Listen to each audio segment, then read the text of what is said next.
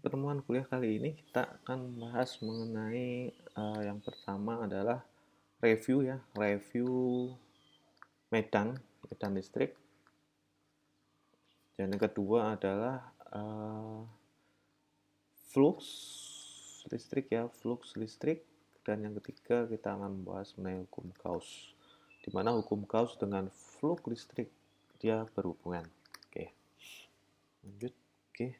Untuk review, saya akan bahas sedikit mengenai medan listrik dari pertemuan yang lalu. Yang pertama adalah kita tahu bahwa medan listrik ini, yang dimana E sama dengan 1/4 pi epsilon 0 kali Q per R kuadrat adalah bagian dari hukum Coulomb ya, hukum Coulomb. Dimana hukum Coulomb di sini melibatkan dua muatan, sedangkan dua muatan atau lebih, sedangkan di medan listrik dia hanya melibatkan satu muatan. Oke, kita tahu bahwa medan listrik yang pertama eh, dia mempunyai beberapa sifat ya. Yang pertama adalah sifat tolak menolak dan tarik menarik sama seperti muatan listrik. Oke. Nah, pada saat dia, kenapa kita sebut dengan medan listrik gitu ya? Karena medan listrik itu sama seperti halnya medan magnet seperti yang saya jelaskan di pertemuan yang lalu, bahwa secara definisi adalah sebuah area yang masih dipengaruhi oleh medan listrik dari muatan yang bersangkutan. Dalam hal ini misal pada gambar ini adalah Q1 gitu ya. Oke, jadi area selebar ini atau seluas ini ya, jika area selebar dan seluas ini masih dipengaruhi oleh medan listrik Q1, maka areanya kita sebut dengan medan listrik ya, atau medan listrik Q1, seperti itu. Oke, lanjut untuk arah medan listrik positif ya, dia arahnya keluar, sedangkan untuk arah negatif dia arahnya ke masuk atau masuk ke dalam gitu ya. Oke, di sini ada dua sifat yang harus Anda ketahui. Oke, selanjutnya, nah sekarang bagaimana kita akan membahas mengenai hukum Gauss atau, oke, saya akan jelaskan lebih detailnya. Jika di sini ya kita ngomong soal medan listrik, ini kan hanya untuk satu buah muatan ya, satu buah muatan, dan kita tidak tahu muatan itu ukurannya seberapa ya, itu perlu lebih lanjut misalnya seperti itu. Nah, kita tahu misalkan contoh pada saat Anda bermain sebuah penggaris baru yang ada elektrostatiknya seperti itu. Nah, kita tahu penggaris itu kan bentuknya oke, persegi panjang seperti ini ya. Kemudian di area semua penggaris ini ada elektrostatik ya, atau listrik statis yang membuat bulu-bulu Anda berdiri atau kertas itu menempel seperti itu. Nah, area di sini, area yang ada bermuatan listrik statis di sini. Nah, ini memiliki muatan-muatan, banyak sekali muatan-muatan yang bersifat misalkan positif seperti itu. Nah, hukum Gauss ini akan mengkuantisasi uh, muatan listrik pada sebuah bidang. Ya. Jadi jika kita ngomong soal medan listrik kan cuma hanya satu muatan, Q1. Kita tidak tahu itu luasnya seberapa, kita tidak tahu itu dimensinya seberapa, Q1 itu. Oke. Nah, sedangkan pada saat kita bekerja di alam real ya seperti ini ya. Oke, di sana pada saat contohnya ini ada sebuah benda atau penggaris yang bermuatan, maka bagaimana kita untuk menghitung muatan listriknya atau medan listriknya bagaimana kan seperti itu. Nah, maka di sini kita memerlukan hukum yang kita sebut hukum Gauss. Oke. Nah, kita bisa secara definisi hukum Gauss merupakan metode yang sangat efektif ya untuk mencari kuat medan listrik di sekitar muatan kontinu pada benda yang memiliki simetri. Meskipun nanti kita bisa juga melakukan analisis hukum Gauss ini pada benda yang tidak simetri. Oke. Hukum Gauss merupakan metode yang sangat efektif untuk mencari kuat medan listrik di sekitar muatan kontinu pada benda yang memiliki simetri. Oke. Ataupun tidak simetri, saya ulangi lagi. Kemudian hukum Gauss ya adalah hukum yang menghubungkan flux total pada permukaan tertutup dengan jumlah muatan yang dikandung oleh muatan permukaan tersebut. Oke. Nah, di sini untuk hukum Gauss sendiri nanti akan berhubungan erat dengan yang namanya flux listrik ya. Flux listrik di mana di sini ada untuk hukum Gauss ya, kita bisa ambil persamaan yaitu sigma E kali A. Nah, sigma E itu nanti adalah penjumlahan ya, karena beberapa nanti kita bisa menjumlahkan eh, khususnya pada benda yang tidak simetris ya. Kita nanti akan menjumlahkan masing-masing permukaan tersebut sehingga berlaku sigma atau penjumlahan dari keseluruhan flux seperti itu. Maka di sini E1 kali A EI ya maaf EI kali A atau E kali A jika ini pada formasi yang tidak ada sigmanya, E kali A sama dengan sigma Q per epsilon 0 ya. Epsilon 0 adalah bisa lihat di hukum kolom ya, epsilon itu berapa. Oke. Maka E adalah kuat medan pada segmen permukaan ke I, ya karena di sini ada berlaku sigma. Kemudian A adalah luas permukaan ke I, sigma Q adalah jumlah muatan yang dilingkupi permukaan tersebut. Oke, kita lanjutkan saja. Nah, di sini ada flux listrik. Oke, mohon izin waktu sebentar.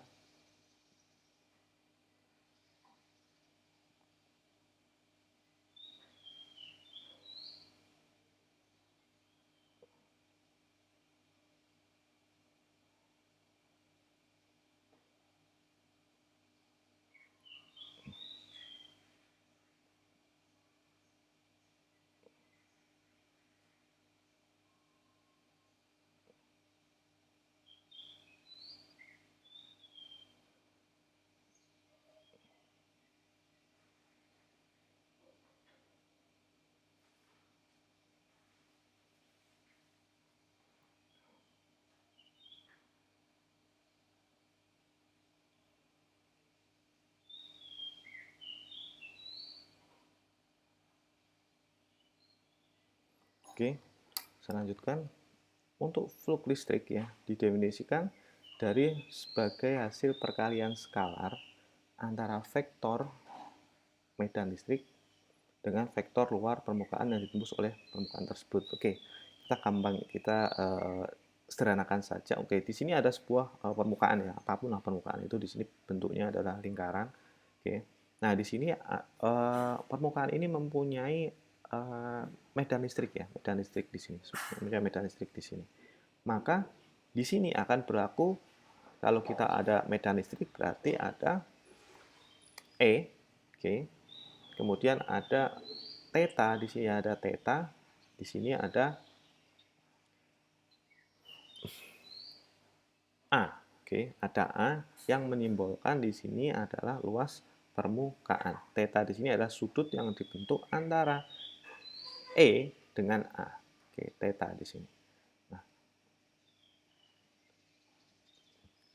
di sini ada simbol yaitu flux ya.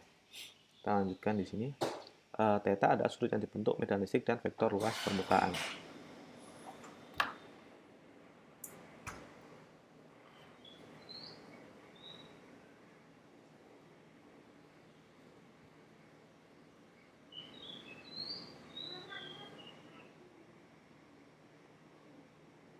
Oke, kita lanjutkan. Maaf atas interupsinya ya. Oke.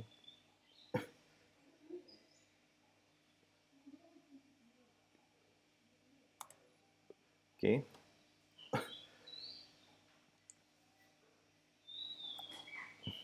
Kita lanjutkan. Nah, contoh kita lihat di sini. Nah, di sini ada sebuah benda yang tidak bersimetri ya, tidak simetri. Jadi di sini bentuknya tidak beraturan. Maka untuk mencari flux total, maka kita bisa melakukan kita menghitung secara parsial. Jadi misal di sini ada yang warna kuning, ada yang warna kuning, ada yang warna kuning, maka kita hitung terlebih dahulu fluxnya ya, fluxnya seberapa. Kemudian yang warna ungu fluxnya seberapa, yang warna hijau fluxnya seberapa, yang warna pink ini juga fluxnya seberapa. Nah, kita hitung masing-masing ada berapa flux ya, 1, 2, 3, 4. Jadi ada 4 flux yang kita akan bisa jumlahkan. Nah, di sini 4 flux ini kan mempunyai bentuk yang berbeda ya.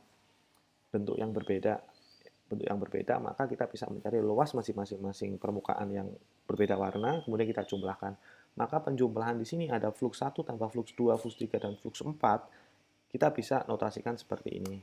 Oke.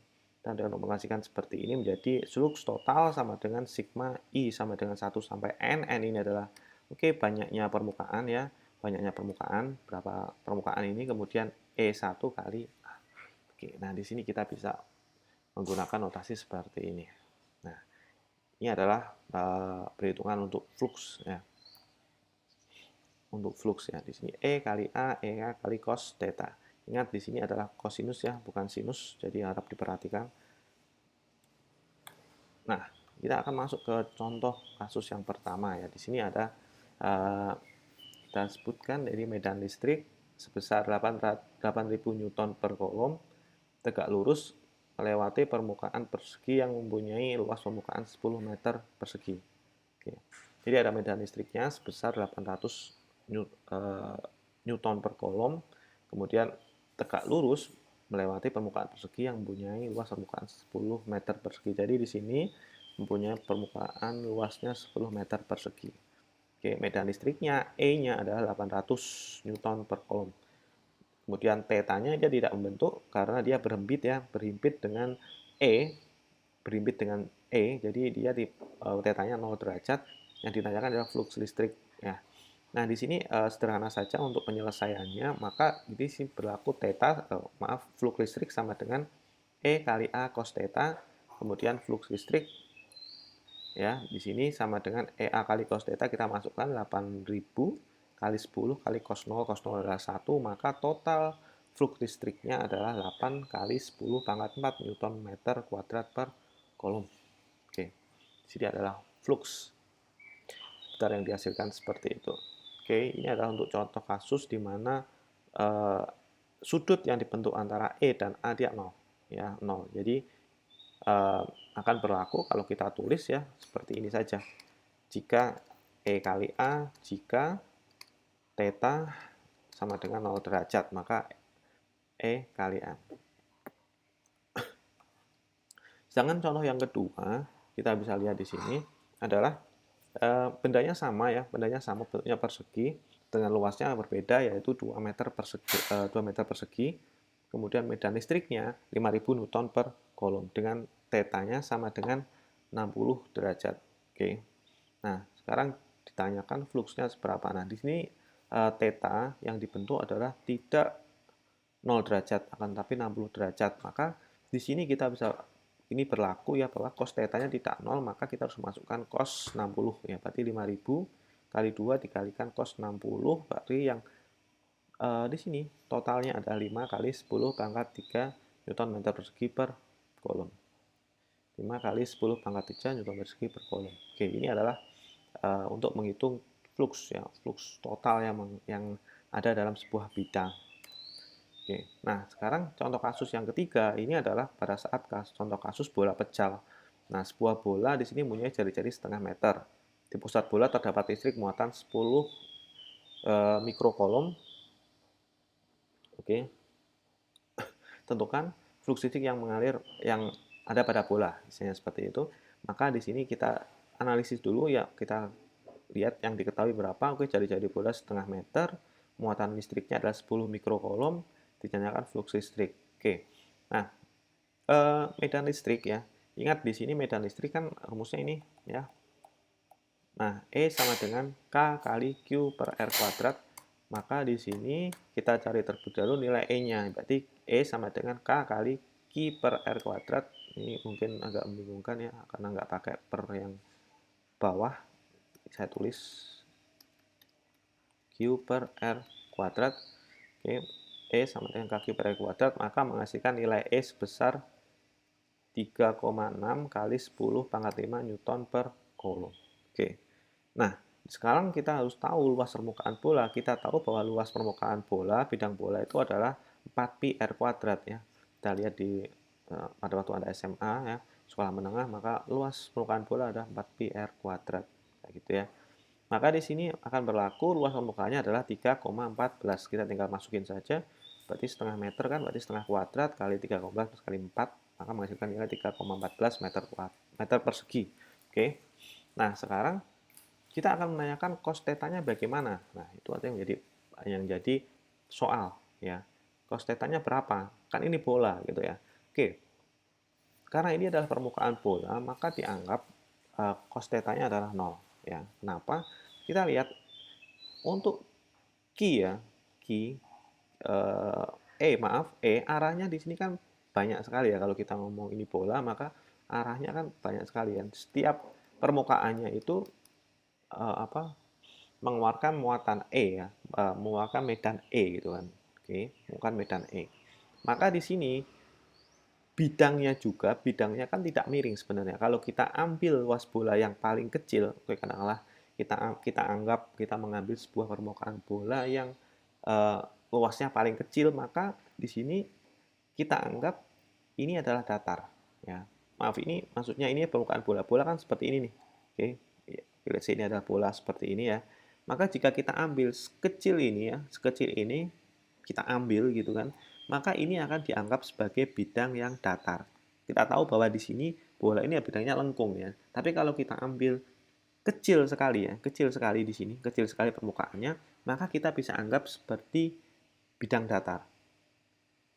Kita tahu bahwa mungkin ini bukan 0 ya tetanya, tapi 0,00 yang mungkin mendekati 0, maka kita bisa anggap cos tetanya di sini adalah cos 0, seperti itu. Itu yang terjadi pada bola ya.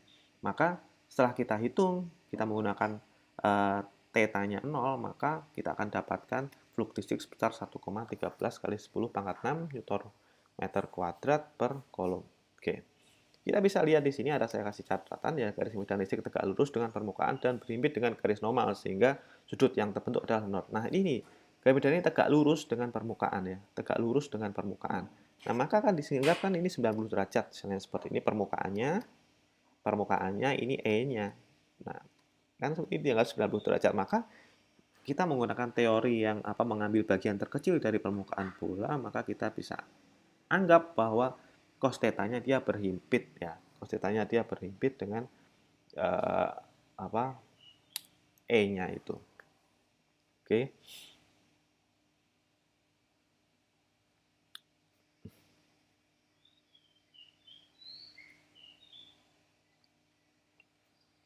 Oke, sekian untuk kuliah mengenai flux listrik. Kita akan lanjutkan lagi mengenai beda potensial di perkuliahan selanjutnya. Terima kasih.